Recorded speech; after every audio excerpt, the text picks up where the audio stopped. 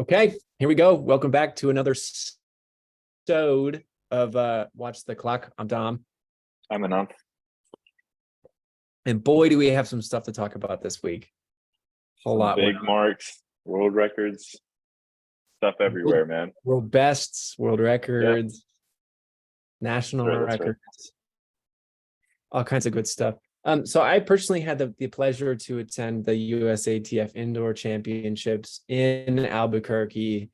And that was a great pleasure, but there was also a whole lot of stuff that happened around the world this past week as well. So, yeah, I feel like we should cover that. So, you mentioned you wanted to cover Levin, which is part of the World Athletics Continental Tour, if I'm correct. That's right. Yeah, it's definitely become it's actually a gold ranked event, and I think it's gained prominence over the last couple of years. Like a lot of big stars go there nowadays, and yeah, it's become kind of a staple of the indoor calendar. This was where Ingebrigtsen broke the indoor 15 world record last year. And, that's right. And I feel like distance runners usually have like a good day there. Yeah. I think Gudov Tsegay usually does pretty well there. I think she also did like the 3K or the 1500 last year and broke the world record. But this year, I'm pretty sure that she was at the cross country championships. Yeah. That was actually kind of brutal for her, dude. Did you see the video of her that kind of tying sucks. up at the end? Not only did she tie up, dude, she fell. Yeah. Basically passed out like at the line. I felt so bad. It's always tough. And I remember, when I did cross country, it was in high school, so I really can't talk, but like it sucks. It's so different from running on a track. Because like the terrain, especially the way they do it in professionals, is like it does play an impact for sure. Like there's mud, there's hills, there's hay bales sometimes. Like it's pretty ridiculous. So. Yeah, I saw there was like tires. Like I know, they had a tire maze to go through. Like, and that's what makes it like fun shit. I feel like that's what that's it makes sense. Yeah, cross country distinct is like literally having to navigate things like barriers and mud. That's so cool. In Singapore, when I was in high school, the cross country was like literally just long distance. Like we didn't have a cross country like a course. It was all like on grass. It was just like a track thing. And that was the cross country like national championships. And I for the longest time I thought that was what it was, but these courses are kind of crazy sometimes. It's like almost like an obstacle course or something. Yeah, we personally had some pretty wild times. There were some meets that like we knew for some reason it always rained on the same weeks. Oh yeah. In Ohio in growing up. And so like there was just always like meets that were always muddy and wet. And it's like November or October and it's getting cold. So, that's horrible. So anyway, I feel bad for her, but it is what it is. Yeah. All right. So bring me back to France. To Levin, so I think obviously the big highlight of that meet was the 3,000 meter indoor world record. Two men actually dipping under the old world record, Couture and Girma.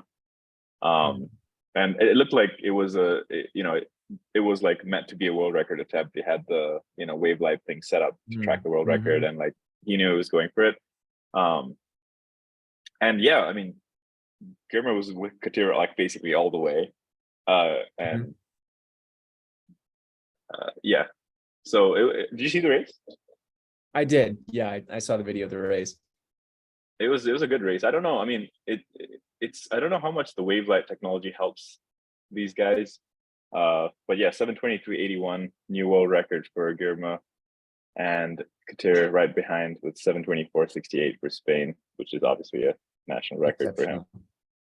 And then I think is this one of the ones that counts as a world record, or is it like a world best?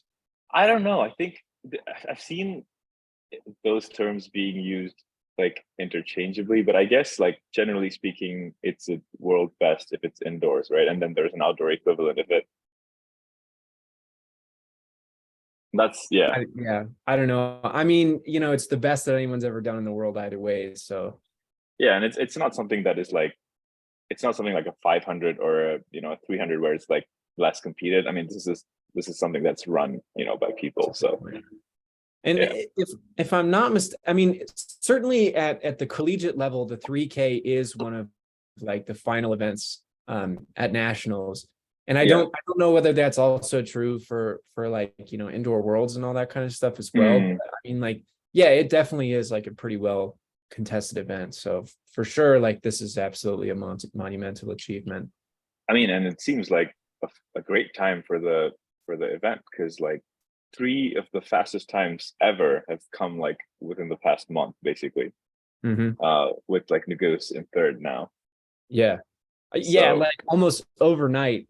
Like, yeah, yeah, he was just the first in transformation the of world, and then all of a sudden he's third in the world again.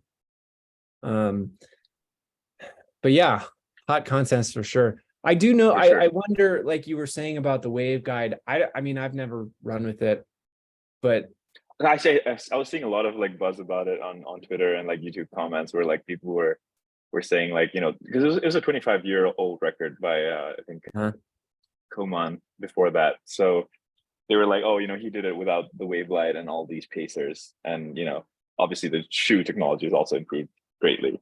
But I don't know honestly how sure. much that helps.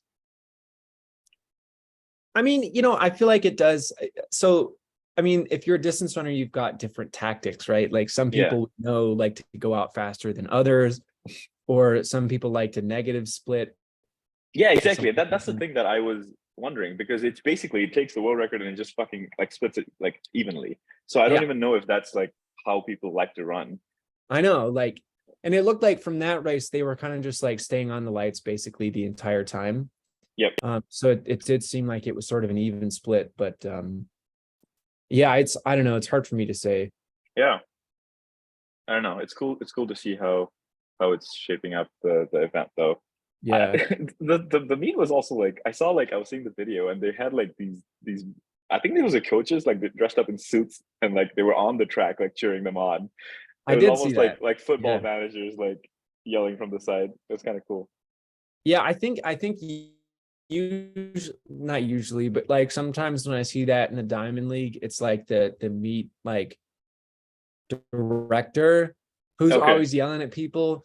And I feel like I was thinking about that too, actually. It's like it's because they want the prestige of that meet. Like, the more like good stuff that happens at the meet, it's a prestigious meet. And True. and True. True. I feel like Levin definitely is one of them that's like trying to uphold like a pretty positive um a res or a Yeah. Yeah. They're trying to make it like word. But yeah, they're trying to make it like a staple in the indoor calendar, which I think it is getting there. They had mm, cheerleaders also with like pom poms and shit. It was that's wild. pretty funny.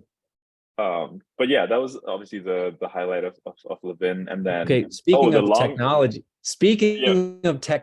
Yeah, that's right. yeah. So I actually don't even understand. Like, so basically, uh, we talked about it. 840 last week was the world lead. Tentoglu jumped that. I don't know where.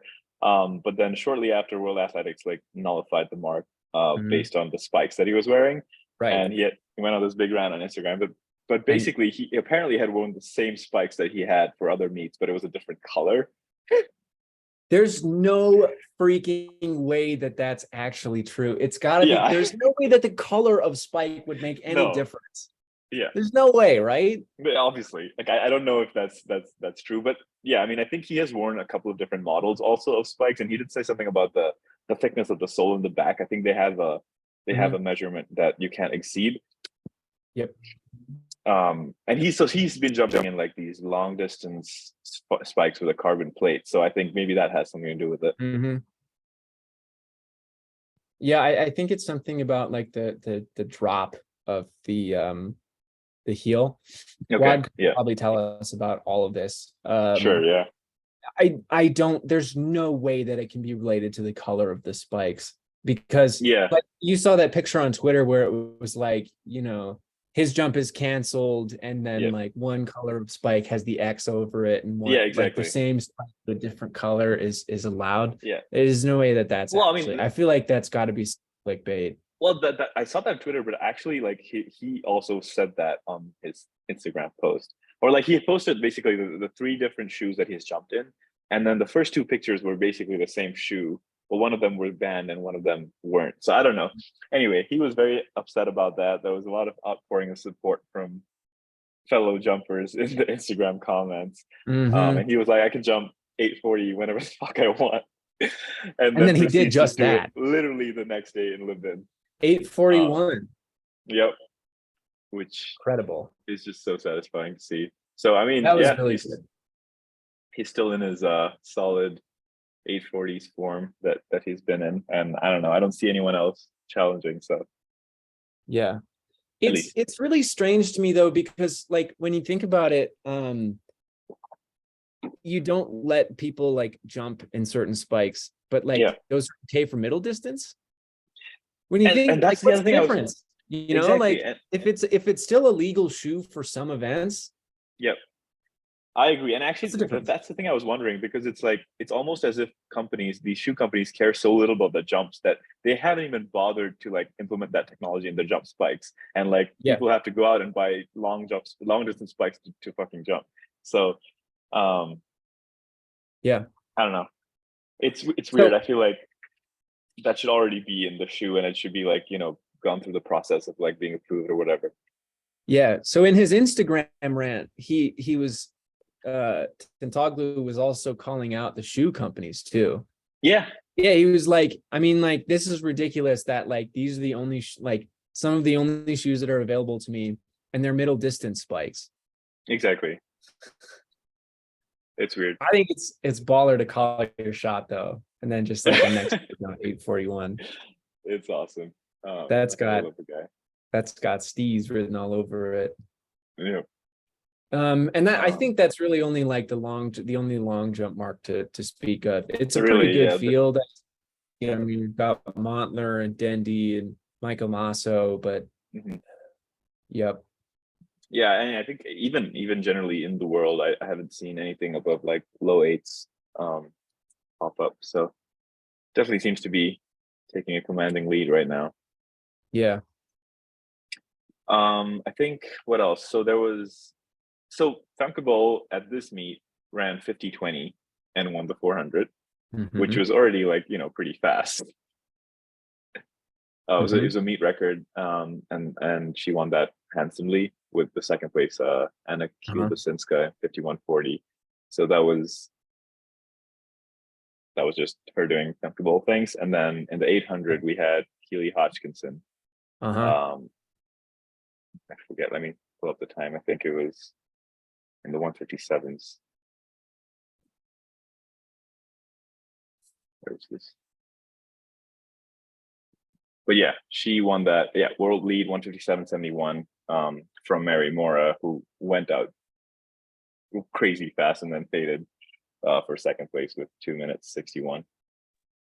Yeah, that was a pretty solid race. I saw the video for that one too. And Mary Mora had like a 20-meter lead on everyone for the first like 400. Yep. She was doing some Warhome style. Well, I mean, for an indoor 8, like that's a pretty solid idea, because I feel like the race like that goes so quick. But boy, I mean, like with a field as good as this, she had to know that they were going to come back to her. So I don't know, but I admire the tactics. For sure. But yeah, what else? Grant Holloway competed this meet in the 60-meter hurdles, won that from Daniel Roberts. 739. That's a tenth off of his world record, 729. He ran 739 here. So I mean, still a lot faster than everyone else is going these days. So like super impressive. I was sad to not see him at USATF. Yeah. I wonder if he's still in Europe for competition, like maybe he's doing something else over there too. Yeah, not sure, because I know that people have been jumping around. Like Katie Moon was, I think, at this meet and then came back for nationals. But yeah, it just depends on like, I don't know, appearance fees and stuff, I guess.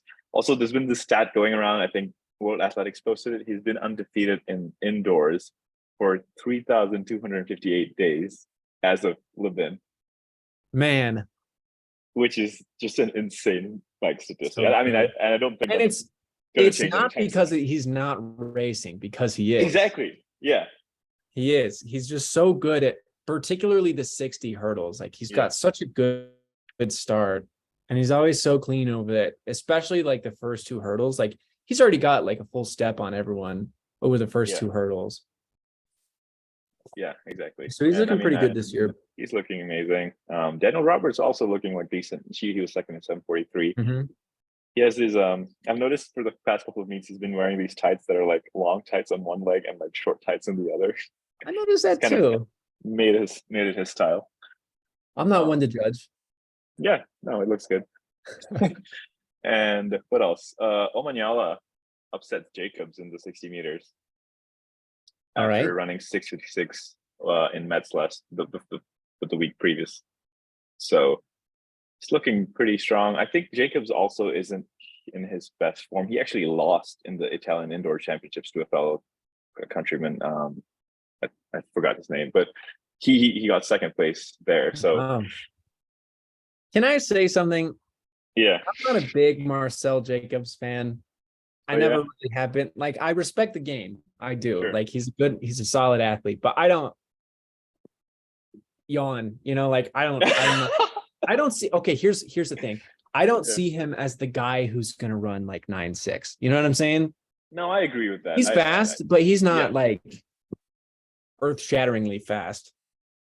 I think so too. I mean, he was there when the opportunity was there, and he got his medal. But yeah, I don't think he's the guy to run the Bolt-esque times. In the men's sprints, I'll always have a U.S. men's bias. I'll put it out there, and women's too. And I mean, I think it's justified, at least now, with the absence of like a really strong Jamaican like quartet that used to be like, used to have like basically the final used to be 3 Jamaicans and 3 Americans and 2 other people for the longest whoever time. else could make it. Yeah, exactly. You had the Blakes and the Usain Bolts and the whoever. But yeah, now without like the strength from Jamaica from the past couple of years, I feel like the US has definitely dominated that. Okay, speaking of sprints, before we go back to the results, there's a certain fella who wants in on a piece of the ever-growing pie that is the men's 100. That's right. Another 400-meter star coming down to the 100 after seeing Fred Curley so successfully do it. Everyone wants a slice of the pie. Mike Norman also bumping down to the 100. Is this a good move? I don't know. So I remember there was this one like random meet that he ran 986 at. Mm-hmm. And I think everyone like points to that to say that, this guy's got the speed for it. And I think he beat like Noah Lyles or someone big in that race too. Like, yeah. And a 980 time is definitely it's like world class, and it's it can win Olympic medals and world championship medals. Mm-hmm. So I don't know what kind of shape is in right now, but I love to see it. Maybe that's the kind of training that he's been focusing on now. Yeah. I think that honestly he'd have a better shot at like the 200 than the 100. Yeah. Because we are approaching saturation in the 100. True. We've got Trayvon Bromell, we've got Marvin Bracey's going to be back. Not that I'm saying that all these guys are like gold contenders, but Curley, who, by the way, this is my big factoid of the day. This is like hot off the presses. He signed with ASICS. Oh, Fred Curley, ASICS representative. I haven't seen any like big names go to ASICS in a while. Just today, like just announced. Interesting. Maybe he like wanted more money from Nike or something, and they were like, "Sorry, bud, you've got the best price already." Which I'm sure he was. I hope that he was getting paid well by Nike already. But if he wasn't, good on him. I mean, he's going to corner the market on ASICS.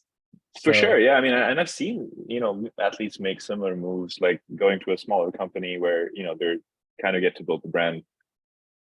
As opposed to being like just one of Nike's like 1,000 amazing athletes. Yeah. I think like even I saw Katura Orji, she also recently signed with Mizuno. Yeah, I saw that. Which I was like, hey, good for her. Like she's always been pretty consistently good in the women's triples. So for sure. Yeah. And I saw a bunch of athletes sponsored by Lululemon in the USATF national. So looks like they're getting into the track game too. Yeah, particularly women. I think that like Nike women's sponsorships in particular have not been good for women. They don't get paid the same way. The pay structure is like different, and smaller, and so yeah, that's why Allison Felix like left them later in her careers, True. because like for as much like as she had, she was not getting paid as much as For much as she sure. should have. Yep. So I think that's why she left. Got you. But All right, yeah, cool. it's I sort of think good to see that the conglomerate. I personally, I mean, like my sponsorship of choice would be Adidas. yeah, I know you're a big That would be Adidas it for guy. me. What about you? You know, for the longest time, I was obviously a Nike fan, but like I just see that there's so many athletes now. I don't know what I would pick. I like New Balance too, so I don't know. Yeah, I New honestly do like Balance. Asics a lot too, so maybe I would have gone with Brett Curley on that. Yeah, you got to go. Yeah, join the Asics team. Yeah, I've always No, enjoyed you their know what? shoes We and should their. we should both rep Under Armour. UA. Oh, that's true. We got Shout our out inside Guad. man. Shout out Under Guad. Armour. That's right. Guad, sign us up. You're our number one. All right. I think that was basically everything of real note. I mean, Mondo jumped over 6 again. Big deal. Big yawn, snooze. Yeah. See you next week. 6-meter bar, dude. Whatever, bro. No, it just made us so spoiled in this event. But yeah, we can move on to USATF Nationals where we had a live man on the field. Yep, that's right. Boots on the ground in Albuquerque, New Mexico. And I gotta say, the vibes were immaculate. It was pretty solid. I was there, so I was there on they had the multis on Thursday, which I was not there for. So unfortunately, I missed the big headliner of the day, which was Anna Hall breaking 5,000 points and the Yep. national record in the women's pentathlon. Number 2 Absolutely all time, amazing. just like absolute beast to form, just incredible. I mean, I'm pretty sure she may have just like outright won each and every event now that I'm looking at it, except for the Yeah, 800. No, she she had didn't some win. really impressive marks along the way. Yeah. She outright won every single event. Jesus. That is Holy. insane. Okay, yeah. So okay, that was why she was 559 points ahead of the second place person. She won every single event. She did not lose a single event that she did, because she also on Friday she came back and did the 400 Which as is well. like, And she won her heat in the semifinal, and then she came back on Saturday and also won the women's 400 final. Yeah. In a pretty impressive time, like 51 seconds flat. That's like very impressive. And like, I mean, coming back after a day of multis is just, it's crazy mentally and physically, like just having the durability and the capacity to do that. Yeah. But as a former multi, I can say that like the indoor is not as physically taxing as it is outdoor. You know, personally, I can't speak to the pent because it is 5 events over one day. So that might be a lot for an athlete. Gosh, if you're as toned as Anna Hall is, my God, you can do anything you want to do. Absolutely. She was, I mean, I think this obviously is spells good things for her outdoor season, where I think she was third, right, in Oregon. Yeah, I think so. But that was also after like months and months and months of collegiate competition too. So this is her first like fresh professional season. Agreed. Yeah. So good God, I am looking forward to seeing what she can do later in the year in the HEP outdoor. And I don't know whether she'll be competing in another pent indoor. But yeah, I think she wanted to do it just so that she could get the world record, and her coach was like, no. But I don't know if she'll do it, because she's basically 9 points off the world record. So I think she really wanted to get that, but I don't know I don't know where that fits into with her training. I mean, honestly, I don't know where the extra points would even come in. True. Maybe long jump, if she can. She jumped 634 in long jump, which is nothing to sneeze at. Like that, I think that would have been top 5 in the women's open long jump as well. So that's crazy. Wild stuff. But anyway, so that's what happened on Thursday. And then on also the men competed in the first 4 events of the heptathlon as well. And so leading into day 2, was, I don't know if this is a name that you would recognize, but Mr. Will Daniels, Oh yeah, former of course. D3 competitor for Central College and person that Yeah, I personally competed personally against. competed against. Yeah, I remember him. He was leading after day one. What?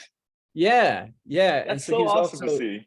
I know, it was really cool. He ended up getting second to Steve Bastian, who Okay. has been on the scene for, I don't know, he's competed in like 2 or 3 Olympic games. And so Mhm. just like seeing these dudes in person is incredible. Like Yeah.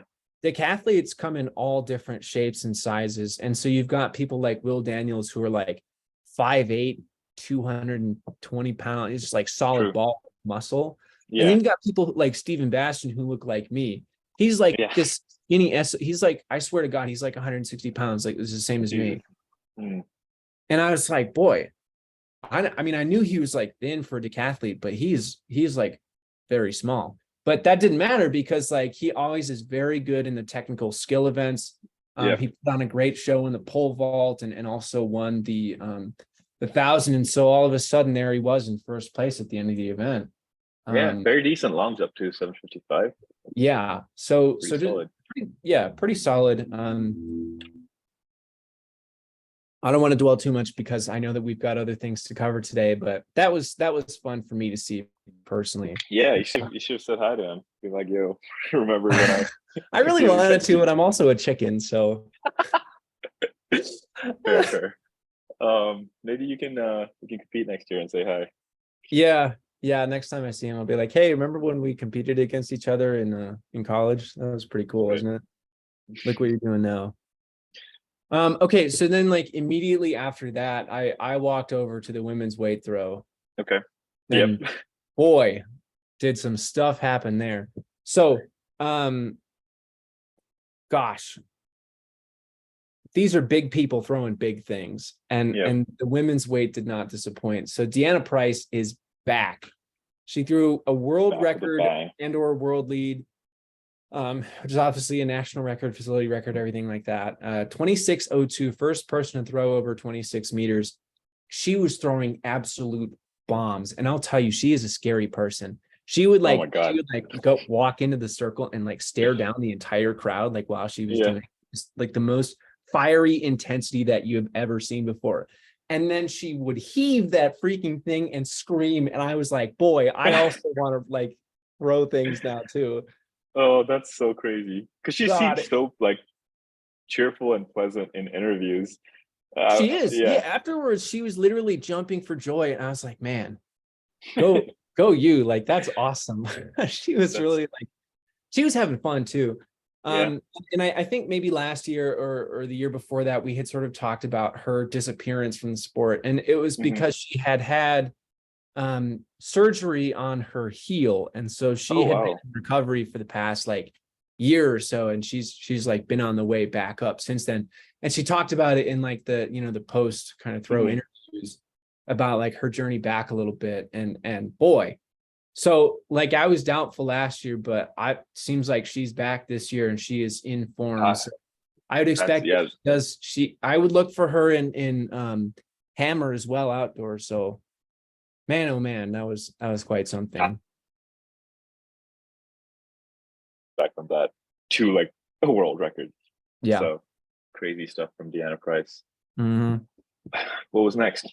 So then the jumps came out. We had men's triple and women's long jump. I don't really want to talk about men's triple jump because the winning result was 1696. And what is happening to the US in this event? I don't know. I mean, like clearly we're missing CT and even Will Clay at this point. I don't know what Will Clay is doing. He wasn't here. It was Donald Scott who ended up winning the competition. And freaking Omar Craddock, who by the way is also with ASICS. So now he's teammates with Fred Curley. I told you, I was texting you about this. Omar Craddock came in with like the silliest looking like velvet tracksuit and like the shades, and he was in the chain and he was like wearing all of that stuff like while jumping. Wait, seriously? While jumping? Yeah, he was wearing the really big like kind of looking shades. He does compete in the sunglasses, yeah. Dude, Jeremy And then Warren he into goes and he that. jumps 16:38 on his best jump. Like, Honestly, that's so disappointing. At least Donald Scott got close to 17 with 1696, which is, yeah, you know, and Donald Scott had a pretty solid series. Like, even his worst jump was still better than Omar's best. So true. and then there were some other folks, you know, kind of like at the collegiate level, or just, you know, some other folks that I hadn't really heard of. So this was definitely Donald's day, but I don't want to talk about it too much. So also at the same time competing were women's long jump, and Tara Davis Woodall. Boy, did she put on a show too. She is like very, you know, she's like so photogenic and everything like that. So Sure. she was just out there having fun. And on her fifth jump, she jumped 699, and she was like running up and down the track and like bouncing up and down, and like was like doing this a whole bunch, which I think meant like 1 centimeter more. Is that the world record? No, she just wanted 7 meters. Oh, she won 7. Okay, got you. Yeah. She jumped 699. So like real solid day for her. Yeah, and that, you know, that's that so was solid. 699 is great, and it's a personal best for her, I think, right? Yes. Indoor best, personal world best lead. for sure. Yep. Yeah. Cool. So that was pretty cool. And then I also saw Hunter Woodall compete in the 400 earlier in the day. Oh, that's right. He unfortunately did not qualify to the final, but you know, that was pretty fun to kind of see like the both, like that was another cool thing about being at this meet, was just seeing like all these US athletes just like around. Like, you know, I sat next to like, you know, 20 feet away from Nikki Hiltz at one point, who didn't end up winning the women's 15. So that was really cool to see them and all that kind of stuff. That's so cool. So then they sort of got started with the track events, and they had, you know, like 60, and Noah did some nasty stuff in the 60 prelim. Probably the worst start that I've ever seen, but it didn't really matter because he ended up dusting the field. So that was really cool to see. And then at the same time, women's high jump was starting, and it was Vashti Cunningham 2 meters, which is definitely notable. Anytime that anyone jumps 2 meters like that, that's pretty solid. And evidently that equals her personal best indoors. So she's looking like she's in good form as well. And that was quite a lot of fun. So then let's see, that was most of what I wanted to talk about for that day. There were also, again, like 400 to 800 prelims, all that kind of stuff. And the 3Ks, I can't say all that much about the 3K other than when if anyone like was watching that race, I'm sorry, the men's 3K was tough because because they were doing that tactical thing where they were running very like super slow for the first like 15 or so. Because all of them thought that they were like kickers and things. And unfortunately, like, I think I don't really know like too many of these athletes, but it was a bit rough. Got you. They were basically. I mean, also the whole altitude thing, right? Like I know, you know, it's a struggle with distance runners at altitude. So, you know, it makes for a harder race. So maybe that's why people didn't want to kind of commit to a fast pace. I guess it just was kind of boring though. Yeah. What is so what is the thing? So like, are these, I know that altitude affects the events in different ways, like obviously distance it's harder, and then I think there's some people say it helps with sprint and the jumps. Do you know if it affects anything about world records? Like do you like not have a world record if you do it at altitude? That's a good question. I don't know whether there are conversions or anything like that. Yeah, because I know that people were saying stuff, at least on the broadcast, about Aaliyah Hobbs, which, you know, we can talk about later. But I do. It being a fast time. Yeah. Oh, so I have a story about Aaliyah Hobbs, but so in prelims on Friday, she was looking really good in prelims on Friday, and then they also on Saturday morning they had that was on Saturday morning they had the first round, and then they moved immediately to the finals in the afternoon. So in the morning on Saturday, I was sitting next to this guy, this like, you know, like 50 or 60-year-old gentleman. Yeah. And we were watching the races, and I was like, oh yeah, like who you got today? And he was like, I'm actually here for Mary Beth. I'm like sort of involved in her coaching or something like that. And so I was like, oh, that's cool. Like, you know, I've seen that Aaliyah Hobbs is doing really good stuff. And so the race started, and she had Aaliyah Hobbs had a beautiful start, like so good. And she was just like miles ahead of the rest of the field. And then the last like 10 or 15 meters, she shut it down. She ran a 7:02. And so I turned to the guy next to me. I was like, she's going 6:95 later. Just you wait. And he was like, absolutely not. He's like, there's no way that she's doing that. Because I didn't realize that the world record was actually 6:93. Right. So like, for her to go 6:95 was going to be something fantastic. That's right. So then the day goes on, I watch some different stuff, but just to continue this particular story, I'm sitting next to that same guy later on, and we had just seen the hurdles and everything, and everyone was getting all hyped for the 60 final. They brought out the athletes, and the big roar in the crowd goes up for Aaliyah Hobbs. And so she they start the race, and she is off. It was I saw this one. Absolutely incredible. And she did not look back. So she ended up going 6:94, which is a national record, facility record, world lead, all that kind of number 2 all time. Yeah, 0.01 off. It's actually 6:92, I think, the record. 6:92? But yeah, that's like a 20-year-old mark. And she goes ahead of Gail Devers, Marion Jones, and all these US heavyweights. Yep. Yep. And so, boy, and so anyway, I turned to the guy next to me. I was like, what'd I tell you? That to me, awesome. as a track pundit, so that made me feel so good. I couldn't say it it was just sort of a random guess. I mean, it was definitely at least a semi-hot take, right? Because it's a fast time, a very fast time. Fast time for anyone. Yeah. So that was really fun. That's so fun. 160. But yeah, I mean, absolutely crazy. And she left everyone in the dust in that final. So she was 6:94. Mary Beth St. Price did actually get second in 7:09. Oh boy, that gap. I know. In a 60, that kind of gap is basically just monstrous. Yeah, I'm so excited to see what she does in the 100. Yeah. So then, other stuff that happened on Saturday was men's verticals in the morning. They had pole vault and high jump kind of running simultaneously. Shelby McEwen did end up coming away with the dub in the high jump at 2:24. That was something I was sort of watching. I personally was more interested in the men's pole vault that was happening at the time. And it seems like Sam Kendricks is back. I know, right? He's a lot taller in real life than I gave him credit for. Gotcha. So that was one of the cool things about this venue is that there's a whole big row of bleachers and everything on one side, for towards the finish.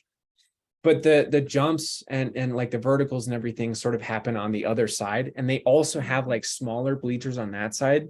So you could sit right up and you could sit on either side and you could be pretty close to the action. So I was right there, just scoping it all out and enjoying the views.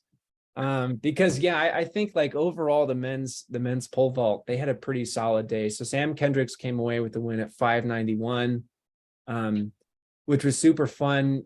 Jacob Wooten, Casey Lightfoot, and Matt Ludwig also all up in the mix at various stages of 580. So Jacob Wooten is a name that I don't personally recognize, but he had a really, really solid day. If it weren't for Sam Kendricks actually clearing 591, Wooten would have been. Yeah, I see that. He has basically a clean scorecard all the way through 591. And Sam Kendricks actually looks like he took 2 attempts at 586 and then passed and then cleared 591 with the single clear. Yeah, it was one of those. And he did the same thing where he cleared the bar.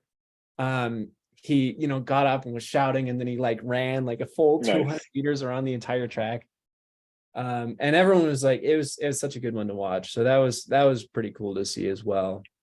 Oh yeah, glad to see that he's back. Yeah, so that was great. And then later in the day, they had some of the 60 hurdles and the 60 prelims and semifinals and things like that. They also had pole vault. So I don't know if you I've been talking a long time. So if you want to cover the women's pole vault results. Sure. I can step in with my Katie take. Moon continues her winning streak with 480. Looks like she attempted 490, but wasn't able to get that. And then Emily Grove in second place was 466. Looks like that's a PB for her. Yep. And then a bunch of 450s and so on. So yeah, Katie Moon just continues to kind of As well as dominate. our friend Bridget Williams. That's right. Yeah, 461 for her in third. I thought what was really interesting was that there were two twins who are currently high schoolers in this. Oh yeah, Hannah Mole and Amanda Mole in fifth and eighth at 451. Both actually. Yeah. That I thought I was seeing double when That's they so were cool. doing the introductions. They looked they're like identical twins. They looked so similar, and I was like, wait, why is this person back up there to get reintroduced again? But no, yeah, they were twins. And it's super cool to see like high schoolers going 450s. So that's so really impressive. cool. Yeah, I saw a lot. There was a lot of like high schoolers and like collegiate people. I think a lot of people also like took if they didn't have like a collegiate meet, they came over for this one. So it's good to see that like there's not just pros at this meet. Yeah, they had someone that I noticed was there was someone in the women's 15 from UNM, which is like in town in the school that I go to for grad school. Nice. So. That's super solid. Yeah. That's fun. Women's triple jump, Katura Orji, as we talked about earlier, taking the dub with 14:31, which is pretty solid mark if you just ignore Rojas doing Rojas things. Which Rojas has been dormant this season so far. I wonder what she's doing, because usually she jumps like really nasty stuff in indoor too. So I wonder if there's any insight as to where she's at. Yeah, that's something we need to look into. I hope she's like fine, body wise. Yeah, maybe she's just like taking a break because there's not too much important stuff going on this year in indoor. So maybe she's just kind of 16 meters loading. Oh my God. Dude, so it's gonna happen. This year's the year. Like Omar Craddock would like have to like just never show up again. Yeah. Oh man. Yeah. Who would win in a jump off? Yulimar Rojas or Omar Craddock? Freaking Omar Craddock. I'll take Rojas any day, man. Oh man. Oh. Anyway, yeah. So that was really the only mark to kind of speak about in the women's triple jump. A bunch of 13s after that. Men's long jump, William Williams Jr. taking the dub with 820, which is, very respectable mark. Yeah, pretty solid. I personally didn't recognize him. I don't know who William Williams is, but maybe I should have been paying more attention because same, yeah. 820 and I saw some of the jumps. I mean, he was like miles ahead of everyone else, as you can see by the results, but he was looking pretty solid. So kind of curious to see what whether he sticks around or what else is going on. Yeah, whether he continues to jump, because currently in the US, I believe, who else? Like we have Dundee, and I don't know, is Lawson unbanned now? I don't know. I don't know. So like basically, there's kind of like a dearth of like really strong. I guess Javon Harrison does do the long jump. I don't know what he's going to do this year, but I think going 820 is already like pretty solid, and like to get on the team. Yeah. If I had to guess, I would say that this William Williams is maybe like someone on the collegiate level, although he wasn't like, he didn't have any like collegiate like jerseys, because some folks, it says he's unattached. They just wore their college jerseys, and I noticed that, yeah. So yeah, I don't know, but I'm curious. So I guess we'll stay tuned. We'll stay tuned, see, follow up on that. And then we spoke about this earlier, women's 400, Anna Hall coming back from the 10th, winning it at 51.03, and looking super strong, actually, from Nasha Robinson in second with 52.30, so decent gap there, and then 52.67. Yeah, I would say that Anna Hall was really like the main competitor in this field. Yeah, that's right. So, I mean, like still super impressive to have, again, the pent, and then just the 400 on Friday, and then the 400 final on Friday or on Saturday. That was so cool. Yep, very cool. 800s, couple of exciting races, sort of some jockeying, a lot of stuff for position, but the wins ultimately going to Nia Akins and 2 flat 16 for the women, and Bryce Hoppel coming from behind in the men's at 145.92, had a really solid last like 150 or so. So that was kind of an exciting one to watch as well. And then moving on to the 400, which was immediately after that in the order, this was another like really exciting race because like people that I recognize would be Trevor Bassett and Noah Williams. I've also heard of Craig Allen before. And so like these were the guys that I was expecting to sort of win this race. And you know, Trevor Bassett was leading for basically the entire race, and he just sort of like fell back. And Justin Robinson from ASU, Arizona State, ended up taking the win in 45.4. So yeah, boy, that was a fun one. Yeah, I know. Bassett, I think, was sort of very disappointed with that. Yeah. Yeah. But you know, God's not done with him yet. So for sure. Yeah, he took third, right? In the hurdles last year. Trevor Bassett, yeah, world medalist. Trevor Bassett. Yep. Yeah, that was a great moment. I remember like Ry Benjamin like won, and then he looked behind him. There was Trevor Bassett right there. So yeah, pretty solid. So, and then men's shot. So absent from this meet because he was throwing in Idaho for some reason, Krauser, who broke the world record over throwing there. You're kind of burying the lead here. Yeah, throwing a world record. I was trying to save that for the end of the sentence. But yeah, world record from Ryan Krauser, who apparently has invented a new or like a modified shot putting technique that he's dubbing the Krauser slide. Yeah, the Krauser slide, which I'm not sure he utilized there. He was kind of going for a standing start, but just fucking heaving it. Oh yeah, absolutely. So yeah, he wasn't here at this meet, but he threw 23:38 for a new world record. And then Joe Kovac took the win here at Indoor Nationals with 21:55. So not really very close.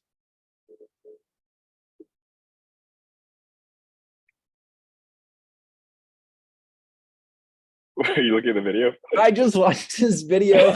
Sorry, yeah. And it had sound, which was why I muted for a second. But you're good.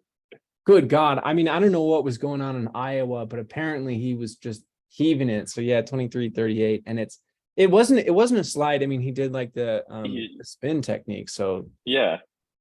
So well, regardless of technique, seems to be just throwing bombs out there. I mean, yeah, you can just see like he put so much power behind that. It's just so wild. Yeah, I mean, I wonder why he didn't compete here, get the national title. But well, and it pays too. Like, the winner gets $6,000. That's true. Yeah, I heard about that. I don't know. I mean, I get if it was for chasing marks, this one was worth it.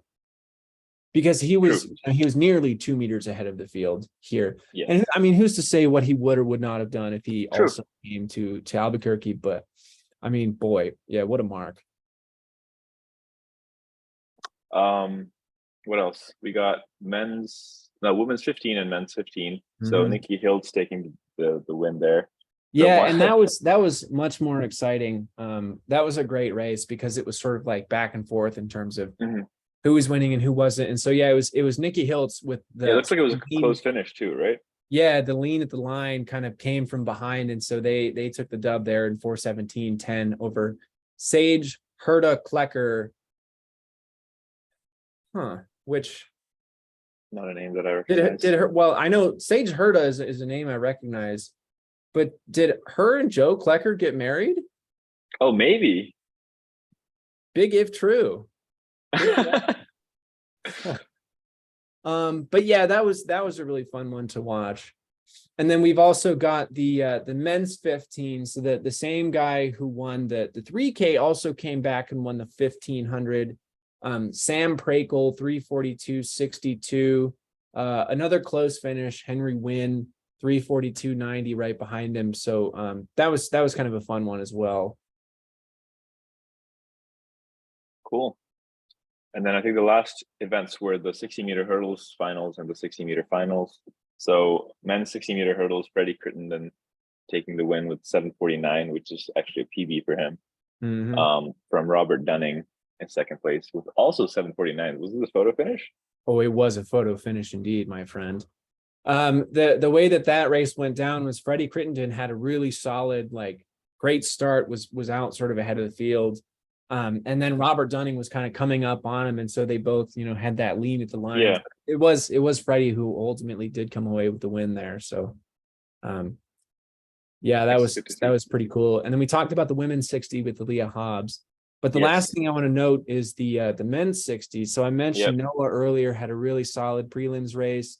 Also looked really good in the semifinals, which was Saturday morning, and then scratched from the final, which everyone in the venue collectively groaned when they saw that he wasn't on the starting list, because we had all seen him race that morning. Yeah, he looked fine, but evidently it was what his I think hip flexor tightness, and so it was nothing personal, just business from Noah. But that's right. Ultimately did not contest it, so the win went to JT Smith from Texas A&M Commerce in 6:53. So who apparently is not even a track athlete, right? He's like a wide receiver there.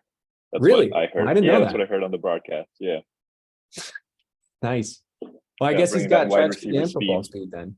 Yeah, exactly. Some Devin Allen action. Yeah, if we're having a conversation. Right. I think that's basically about it for USATF Nationals. Yep.